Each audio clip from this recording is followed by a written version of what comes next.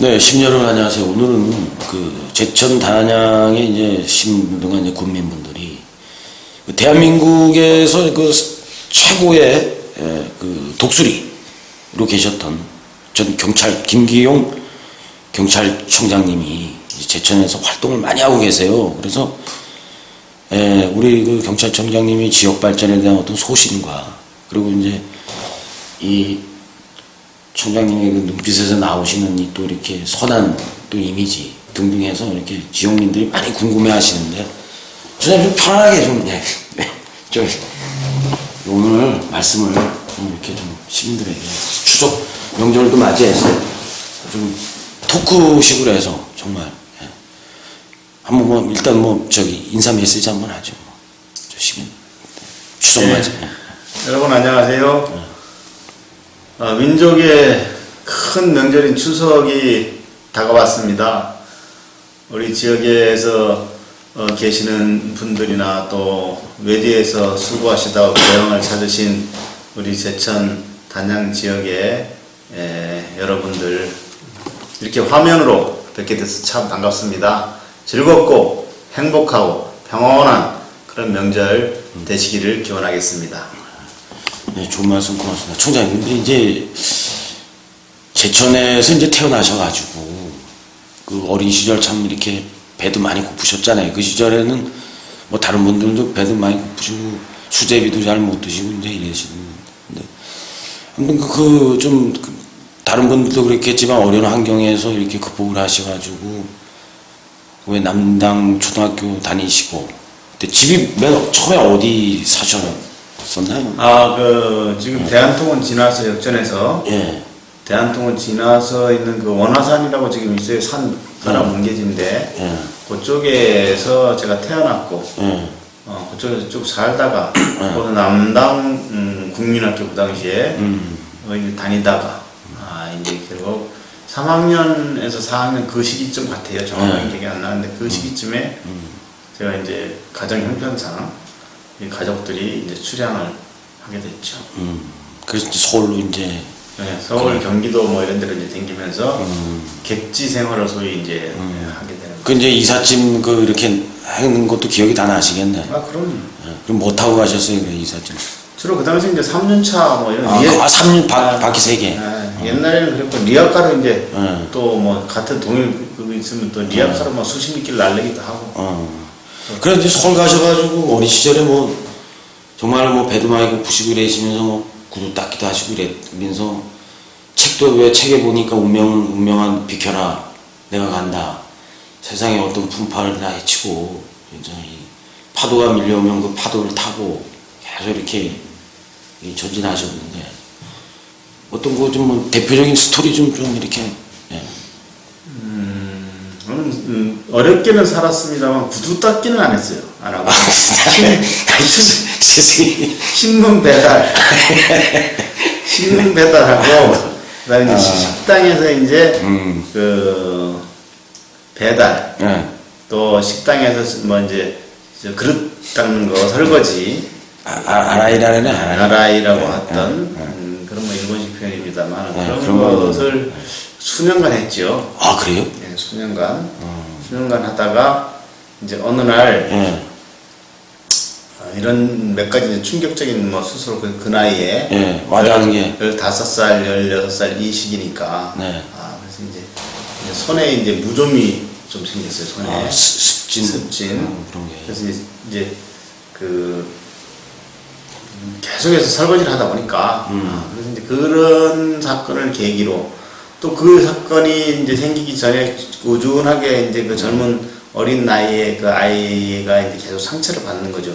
또래 애들의 삶, 책가방 들고 교복 입고 이렇게 다니는 이쁜 여학생들 또 남학생들 그 또래 애들을 쳐다보면서, 그때 교복을 못 입으셨고 이제 그때는 식당에서 이제 그 식당에 접시를 닦고 있으니까 학교 다니는 나는 식당 접시 닦고 있고 그 이제 그 분식센터에 출입하는 사람 아이들은 학생들이니까 그 아이들을 보면서 이제 좀 상처를 입는 거죠. 그 예민한 나이에 이제 비교가 되니까 손에 이제 무좀도 생기고 이제 그러니까 습진이라고 이제 뭐 해야 되나 생겨서 도저히 이제 견디기 어려워서 저 어머님이 그만두고 공부를 해야 된다. 예.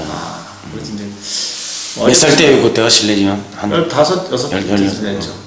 그래서 이제 그 이전에 중학교 1학년 막 들어가자마자 좀 이렇게 해가지고 그만뒀기 때문에 이제 중간에 정상적으로 공부할 기회가 없었던 거죠. 그런데 이제 그만두고 뭔가 공부를 해야 되겠다. 이래서 이제 검정고시 공부를 하는 거죠. 검정고시를. 집에서 그것도 이제 돈이 없으니까 집에서 검정고시를 하겠다고 이렇게 했다가 좀 이제 혼자서 공부하기는 아무래도 어려우니까. 어렵지. 그래서 이제 학원에 가야 되는데 돈이 없으니까. 돈이 없어. 그래서 이제 학원에 기도로 이제 들어가게 되는 거죠. 기도원에? 네, 기도. 학원에 기도라고 칠판 닦는 그 일하면서? 일하면서 알바시기로? 알바. 학원에 알바라고 하죠. 근데 이제 그걸 기도라고 하는데 그 당시에 이제 보수를 받는 게 아니고 보수를 받는 대신 그거 가가지고 칠판을 닦아주고 청소를 하고 뭐 분필 정리해주고 이런 일을 하고 그 대신 수강료를 안 내고 학원을 다니는 거죠. 수강료 면제야. 그걸 그 당시에는 기도라고 했어요. 그 기도들이 뭐냐면 아까 했듯이 청소하는 일과 이제 그 수강증 검사를 해요. 공짜로 이제 강의를 들라는 애들이 있어. 도강생이라고 있었어요 옛날에는. 그 아이들은 못 들어오게 수강증 검사를 입구에서. 벌써 그때부터 경찰의 역할을 하셨네. 그때부터 질서를 잡는 일에 좀 이제. 경찰. 그러면 이제 거기에 이제 몇 년 생활하신 거예요? 거기서 이제 2년을 동안 하면서 이제 검정고시 앞에 싸고. 중학교 검정고시도 보고 고등학교 검정고시도 보고 그렇게 이제 거기서 이제 학원에서 나와서 이제 예비고사를 보게 되죠. 예비고사도 보았고 이제 대학도 이제 대학을 다 가려고. 가시고. 대학을 다 간 게 아니라 예비고사를 봐가지고 대학을 가려고 했는데 떨어졌죠. 해양대학을 가고 싶었어요. 마도로스가 되고 싶으셨구나. 마도로스. 그러니까 이 나라가 너무 힘들으니까 우리가 살아온 삶이 너무 힘들으니까 자유로우면서 그렇지. 멋있게 이제 하얀 탈출. 현실을 탈출하고 또 그 당시에 외항선을 타면 돈을 많이 번다고 했어요. 그렇죠. 그리고 그 당시에 또 한 가지 조건이 뭐냐면 4년 동안 먹여주고 입혀주고 재워주고 하는 거야. 학비 무료. 그런 대학이 육사 빼놓고는 해양대하고 항공대밖에 없었어요. 그 당시에. 그러니까 돈이 없는 이제 나로서는 해양대학을 가서 마도로스가 돼야 되겠다. 돈 없이 공부를 할 수 있고. 근데 마침 또 떨어져가지고 이제 결국은 그 재수를 한번 해봐야 되겠다. 어렵더라도 독서실에서 이제 하려고 했는데 마침 이제 구급 공무원 시험을 어떻게 또 우연찮게 봐가지고 구급 공무원이 되는 거죠. 그래서 대학을 못 가는 거예요. 구급 공무원 하느라고. 그렇지. 그래서 구급 공무원을 하면서 이제 방송통신대학을 들어가는 거예요. 이제 구급 공무원 하면서 그래도 뭔가 더 배워야지 된다는 생각이 있으니까 또 공부를 했구나. 방송통신대학에 댕기자. 그 너무 도전이야. 도전. 도전의 연속이 인생. 아무튼 그래서 거기서 또 이렇게 해서 그럼 경찰에는 어떻게 입문하시게 된 거예요? 그래서 이제 그 조금 이제 이야기가 이제 연결고리를 이제 만들자면 한참 걸려요. 그래서 이제 그 구급 공무원을 하다가 여러 가지 이렇게 그 곡절이 있게 되어 이제 나름대로 벽도 느끼고 이제 구급 공무원을 하다가 또 나름대로 이 사회에 적응하는데 이 젊은 사람으로서 그 좀 어려움이 있고 그러니까 체질에도 안 맞으셨구나. 그게 이제 철학 이런 게.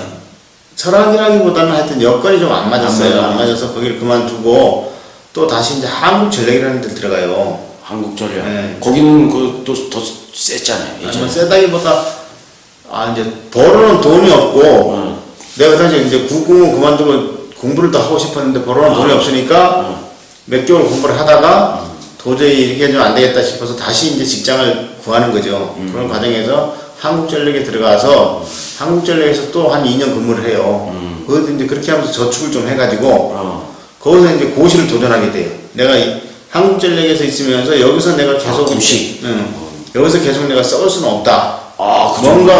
뭔가 나의 삶을 조금 뭔가 새롭게 의미 있게 좀 해봐야 되겠다. 그래서 이제 거기로 사표를 내고 또 도전해 또 새로운 용기를 내는 거죠. 용기와 도전. 그래서 이제 도전을 해서 고시 공부를 해요. 고시 공부를 하는데 그것도 이제 재경직 공부를 해가지고 재경직 시험에 합격을 해서 상공부를 들어갑니다. 맨 처음에. 그래서 상공부에 들어가서 5년 동안 또 근무를 해요. 5년 근무를 하다가 또 이게 아니다. 왜?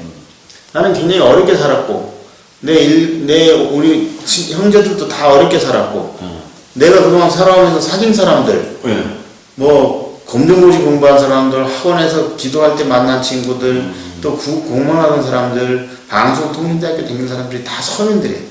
근데 나는 상공부라는 데에서 기업을 지원하는 일을 하고 있었어요, 그때.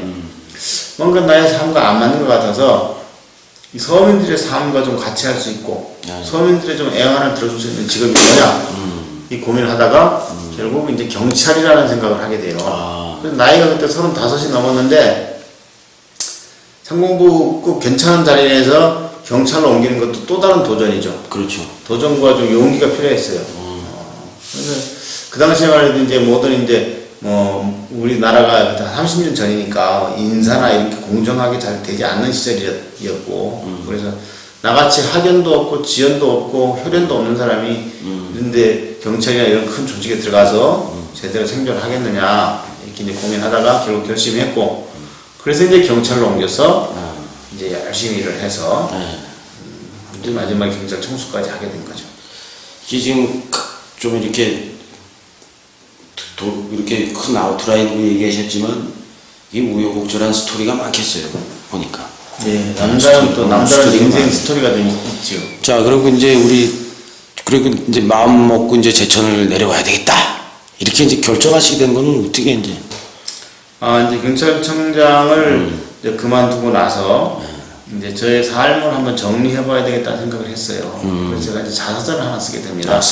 한 1년에 걸쳐서 저 스스로 다 이렇게 이제 워드 프로세스 워딩을 하고 또 과거를 정리하고 그래가지고 이제 책을 한 권 썼는데 책을 한 권 쓰고 나서 돌이켜 보니까 뭔가 이 사회에 내가 받은 은혜가 많다. 내가 비록 가진 것도 없고 받은 것도 없고 학벌도 지었지 않지만 이 사회에서 많은 분들이 도와주셔가지고 내가 오늘 여기까지 왔는데 그 이후에 나는 이 사회에 뭔가 이렇게 보답을 해야 되겠다 이 생각을 한 거예요. 보답을 하는데 어떤 방법으로 할 거냐. 그래서 우선 청소년 육성회에 갔어요. 그래서 불우한 청소년들을 돕는 일, 그래서 상담도 하고 교육도 하고 그렇게 하다가 이제 어느 날 제가 이 고향에 왔어요. 고향에 한번 행사가 있어서 와서 보니까 그동안 제가 고향을 그냥 이렇게 조금 소홀히 해왔다는 그런 자책감도 있지만 우리 고향이 제천이나 단양이나 다른 지역에 비해서 제천이나 그 원주나 아니 충주 원주 이런 데 비해서 제천 단양이 너무 이렇게 발전이 안 돼 있고 또 우리 주민들은 너무 또 위축되어 있고 미소가 좀 적고 위축되어 있고 그래서 왜 이렇게 됐을까 이 생각을 또 했습니다. 그게 이제 몇 년 전인데요? 그게 작년이죠. 작년. 작년에? 네, 작년 2014년 봄이죠. 봄에. 그래서 이제 마침 근데 그 당시 이제 6.4 지방선거가 임박했던 시점이에요. 그래서 이제 고향에 이제 몇 번 왔다 갔다 하면서 지역 주민들도 만나고 친구들도 만나고 또 옛날에 제가 추억이 살아있던 이제 의림지나 뭐 제천역이나 이런 데 좀 다니면서 이렇게 보니까 고향을 위해서 내가 마지막 남은 삶을 한번 던져봐야 되겠다. 나 혼자 편하게 먹고 여행 다니고 뭐 골프 치고 이렇게 등산 다니고 이렇게 하는 게 아니라 나의 이 아직도 남아있는 그 열정과 내가 또 그동안 경찰청장을 하면서 얻었던 경륜 또 인맥 이런 거를 그냥 버릴 게 아니고 고향을 위해서 좀 써야 되겠다. 하긴 뭐 뭐 말씀 그런 죄송하지만 총장님 지금 뭐 쉬고 계셔도 사시는데 지장 없으시잖아요. 그럼 연금 받아서 밥은 먹고 살고 어느 정도 이렇게 일정 정도 가끔 뭐 할 수 있는데 그래서 이제 고향을 위해서 뭔가 해라 이런 주변에 권유도 있었고 권유도 들어왔어요. 권유도 있고 네가 여기서 뭐 이렇게 막걸리나 먹고 맨날 이렇게 지내는 것보다 고향을 위해서 고향 발전을 위해서 몸을 한번 던져봐라 이래서 어느 날 이제 고향을 위해서 뭔가를 해야 되겠구나 이래서 고향으로 오게 된 거죠. 근데 이제 그 주변 인물이라는 분들이 이제 예전에 그래도 연배가 비슷했거나 제천에도 좀 조금 이렇게 되는 분들이 주선하신 거예요? 그렇죠. 제천 지역에서 그래도 활동을 하고 계시는 분들, 뭐 친구도 옛날에 남당 초등학교 같이 다니는 친구들도 이제 와서 만났으니까. 그때 이게 기억이 나서. 그 친구들도 있고 또 선배님들도 계시고 몇몇 분들 지역에서 활동하시는 분들이 이제 과거에 이 지역에서 활동했던 분들도 계시지만 서울에서 중앙에서 인맥이 있고 역량이 있는 사람이 와서 제천을 좀 발전시켜야 된다. 이런 권유를 한 거죠. 그리고 이제 그러면서 이제 이렇게 현장을 많이 다니시잖아요. 근데 우리가 뭐 이렇게 좋은 부분에서 뭐 안 좋은 걸 보는 것보다도 또 이렇게 지역 주민들이 어떤 면이 이렇게 다니시니까 좋아요. 이렇게 보면 제천 단양. 제천 지역에서 쭉 거주하시던 분들이 그래도 서울이나 이렇게 대도시에 근무하는 분들에 비해서 비교적 좀 순진하시잖아요. 인간미가 있어요. 네, 순진하시고 또 맨 처음엔 좀 투박해 보여요. 우리 제천 지역에 사시는 분들이 처음 느낄 때는 맨 처음엔 좀 투박해 보이지만 한 번 만나고 두 번 만나면 이 마음을 열고 이렇게 좀 살갑고 또 정도 많이 있고 이런 분들인데 뭔가 이 지역의 지금 발전이 이렇게 더딘 거에 대해서는 어딘가 뭔가 이렇게 좀 그분들의 잘못은 아니고 뭔가 이 정치나 행정을 담당해 왔던 사람들이 뭔가 제 역할에 좀 부족함이 있지 않았나 그런 진단을 이렇게 생각을 하는 거죠.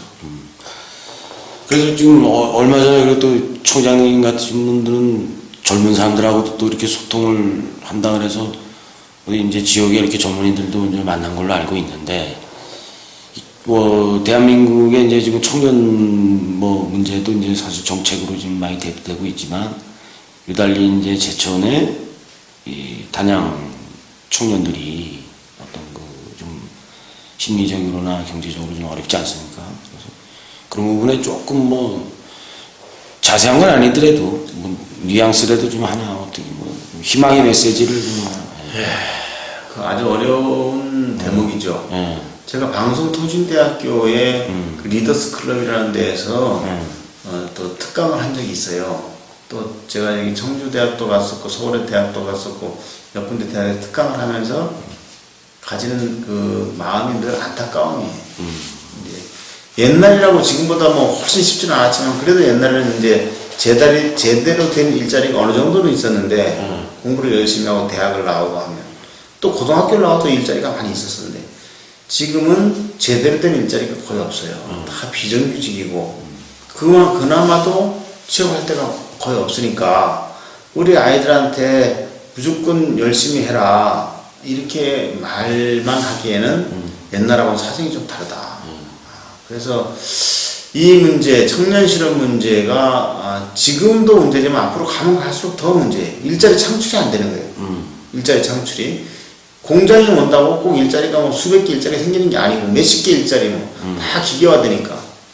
그래서 이런 일자리 문제에 대해서 이제 고민하고 있는 지역에 바싹이라는 단체가 있어요. 그래서 그 단체의 젊은 청년들이 그 문제에 대해서 자기들의 문제를 자기들이 고민하고 있으니까. 청년 문제를. 네, 우리가 이제 제가 그래서 한번 만나자. 그래서 만나가지고 그 친구들 이야기도 듣고.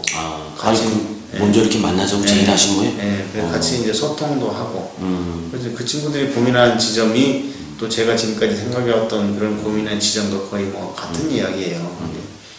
대책은 마땅치가 않다는 것도 똑같아요. 문제는 알아. 근데 어떻게 답을 찾을 것인가에 대해서는 쉽지가 않습니다. 그래서 저도 그 문제를 지속 고민하고 있고, 어떻게, 여기 지금 제천 단양만의 문제가 아니고 이건 전국적인 문제니까, 제가 조금 더 이 역량, 힘이 좀 주어지면 그 문제를 좀 더 고민해보고자 합니다. 그러니까 관심은 이제 더 많이 가지시겠다는 이제 뜻이시고, 저기 뭐 돌발적인 뭐 질문도 형제가 어떻게 해요?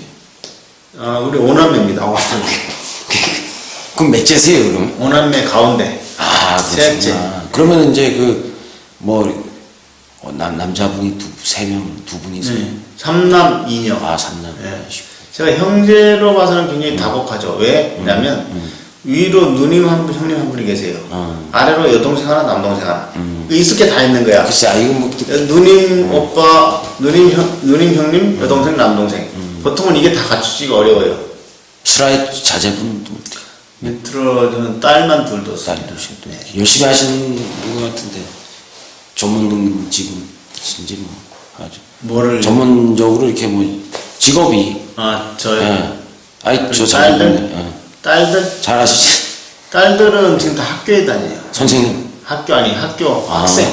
올해 다 둘 다 졸업을 가요. 나 그래가지고 이렇게 어떻게 이 보면은 예전에 어려운 환경을 지키고 이제 해오신 분들은 또 이렇게 보면 가정적으로나 뭐 이렇게 보면은 뭐 한 명이시나 두 명이거나 이렇잖아요, 왜. 네. 예, 그런데 이렇게 화기애애하게 다복하시다라니까 네. 어떤 그 정신적인 그런 부분에서 이제 항상 이렇게 미소를 머금으시고 이제 이런 어떤 그런 그 어려운 시절에 정신적인 부분 이런 게 이제 좀 좋은 영향이 어떤 게 있었나 물론이죠. 이제 이런 게 이제 궁금해서 한번 돌방 여쭤본 겁니다. 예, 맞습니다.